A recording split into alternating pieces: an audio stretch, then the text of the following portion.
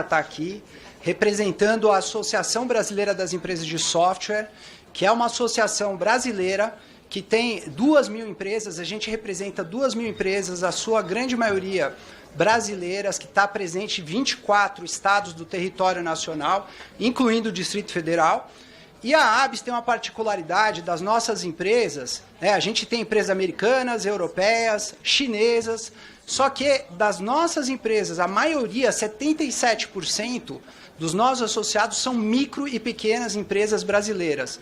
Então, quando a gente traz o nosso ponto de vista, é muito dessa perspectiva desse conjunto de empresas, tem estrangeiras, mas majoritariamente empresas brasileiras que estão se posicionando sobre esse tema, esse debate. E eu também tenho a honra de ser presidente do Conselho de Economia Digital e Inovação da FEComércio de São Paulo, e é um outro universo, não são só empresas de tecnologia que desenvolvem, implementam tecnologia. A FEComércio são empresas do comércio de bens, serviços e turismo, num universo de 2 milhões de empresas brasileiras, majoritariamente ali do estado de São Paulo. Então a gente faz esse debate, seja no setor de tecnologia, seja no setor empresarial, e a gente vê que esse tema é um tema urgente, importante, sobretudo pelo impacto socioeconômico que a inteligência artificial vai ter na competitividade brasileira. A gente discutiu aqui a importância, inegável importância da proteção de direitos fundamentais, de segurança, de temas até como mesmo a privacidade, mas a gente não pode esquecer o componente da inteligência artificial que vai muito além da inovação. É o incremento de ganho de produtividade de todas as empresas brasileiras, médias, pequenas, grandes. As organizações do Estado brasileiro também dependem da inteligência artificial para ganhar essa eficiência. Então, esse é um aspecto muito caro para nós e que a gente olha. Quando a gente está discutindo a regulação, vamos discutir, sim, a proteção de direitos, a segurança da tecnologia, a melhor regulação, mas não vamos esquecer que é, talvez, a tecnologia mais importante para as economias do século XXI. Tanto é que a gente vê aqui, eu já queria entrar um pouquinho no cenário internacional, e a gente acompanha muito de perto o debate regulatório. Desde o primeiro rascunho da União Europeia, da regulação de inteligência artificial em 2020, a gente viu uma vaga crescendo muito preocupante, de preocupação com governança, com regulação e com segurança da inteligência artificial no mundo inteiro. Isso foi de 2020 a 2023 e 2024. Grandes fóruns internacionais no Reino Unido sobre governança da inteligência artificial, sobre melhores práticas de segurança. Quando a gente entrou 2025, meados de 24 e 2025, o mundo já começou a modificar e olhar de maneira diferente. O mundo acordou. Eu gostaria de dizer que eu acho que em 23 e 24, as organizações impulsionadas pela inteligência artificial começaram a se interessar, a implementar a inteligência artificial. Em 24 e 25, elas já começaram a ver a importância disso e o impacto das possíveis regulações nas suas competitividades. Então, a gente teve o Biden, para dar um exemplo, o Biden nos Estados Unidos tinha colocado a ordem executiva em outubro de 23, o Trump foi lá e revogou boa parte daquelas medidas. O Reino Unido, que falava no seu Fórum Internacional de Inteligência Artificial em governança muito forte, regulação ali em 2023, em 24 começou a falar em competitividade e desenvolvimento. A França e a Alemanha, que estavam defendendo a regulação da União Europeia e o AI Act, agora já começam a haver resistências internas porque eles não estão conseguindo implementar o AI Act. Ontem mesmo, a chefe de tecnologia da União Europeia, se vocês procurarem, vocês vão ver declarações dela, ela mencionou ontem que a União Europeia já não vai dar conta de implementação no timing que eles precisavam, porque eles não estão prontos, eles não vão conseguir. Isso foi uma declaração de ontem da chefe de tecnologia da União Europeia. O Japão acabou de passar, no dia 28 de maio, uma regulação mirando a adoção da tecnologia e a competitividade. Então, a gente está olhando um debate que ele está mudando ao sabor do avanço da tecnologia, ao sabor da geopolítica, e os países estão percebendo a importância estratégica da inteligência artificial para a sua competitividade, para o seu ganho de escala né, nesse cenário internacional. Então, acho que esse é um ponto que a gente tem que levar em consideração quando a gente fala da regulação da inteligência artificial. E a questão que vem é o modelo regulatório. Qual é o modelo regulatório ideal? Isso é importante, tanto na ABS quanto na FEComércio, a gente discute como a tecnologia ela muda. É importante, eu falei muito no passado de flexível, já apanhei bastante porque eu usei a palavra flexível. Hoje em dia, principiológica. Já apanhei muito porque eu falava principiológica, vocês querem enxugar o texto, não querem regulação, não é isso. Quando a gente fala, e hoje em dia eu uso mais flexível, é preciso que a regulação da inteligência artificial ela seja flexível para que o instrumento legal, a lei, consiga dar mecanismos jurídicos para que os órgãos reguladores consigam fazer a regulação no nível infralegal, porque a tecnologia muda o tempo todo, relator. E a gente vê isso.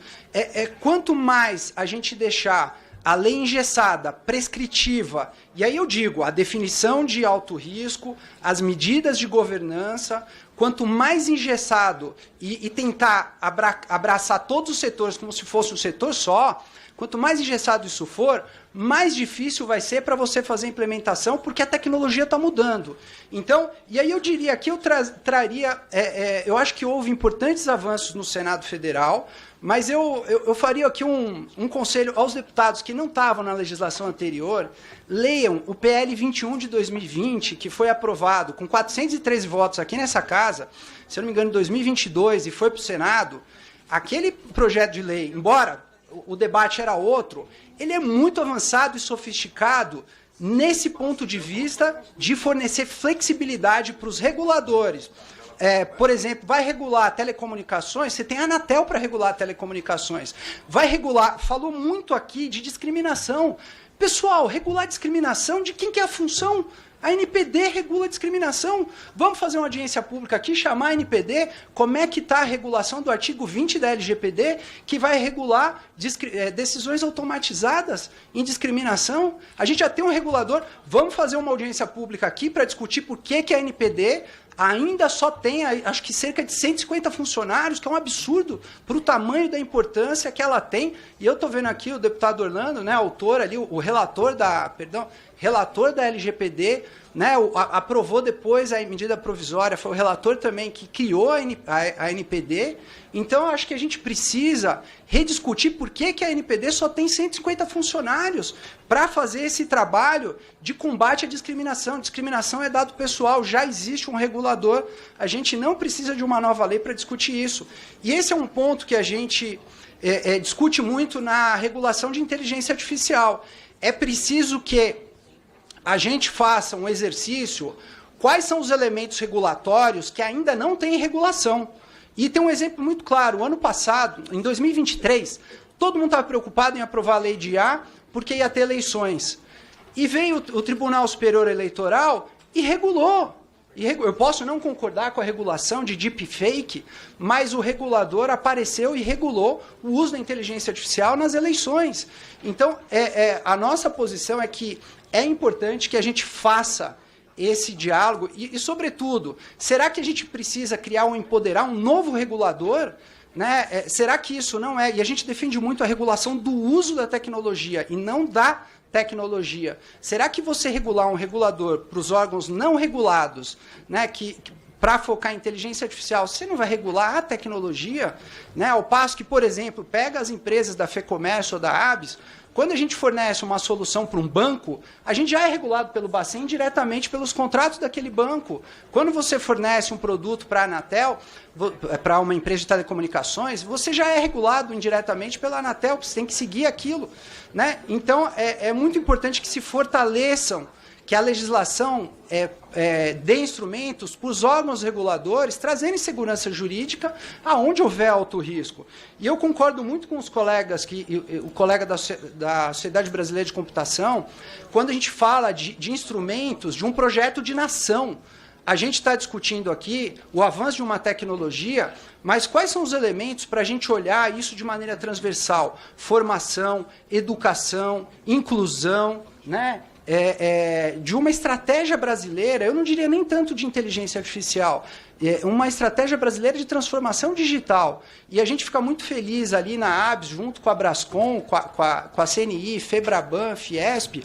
A gente está criando um projeto, né, Brasil 2030+, que vai virar uma associação para a gente defender uma estratégia nacional de transformação digital, uma governança, investimento, que olha a regulação, sim, mas, ao mesmo tempo, vamos olhar os mecanismos de capacitação, de mão de obra, cibersegurança, que a gente não está olhando e a gente precisa, para ontem, mais do que, né, uma regulação de inteligência artificial, eu acho que a regulação de cibersegurança é para ontem.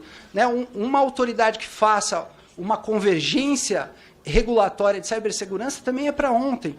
Então, eu acho que são elementos para a gente discutir e fazer esse debate. E, por último, tem o tema dos direitos autorais. Eu acho que a gente vê que precisa ir com muito cuidado regulamentar ou obrigar qualquer remuneração hoje de direitos autorais. Você pode estar limitando o desenvolvimento de novas tecnologias aqui no Brasil. Tem várias tecnologias que já estão consolidadas, mas você limitaria e criaria uma dificuldade muito impossível para quem está querendo começar, conseguir desenvolver, né, uma solução aqui localmente, ou trazer uma solução de fora e adaptar a cultura, a localidade. Então, a nossa sugestão é que esse debate, talvez, seja melhor fazer num segundo momento, discutindo a lei de propriedade intelectual, né, e todo o debate, a necessária atualização dos direitos autorais de propriedade intelectual. Bom, eu já estou esgotando o meu tempo, eu agradeço muito aqui o convite, a gente se coloca tanto a ABS quanto a FEComércio à disposição para colaborar com os senhores, vamos seguir colaborando e fazendo esse debate. Muito obrigado. Muito obrigada.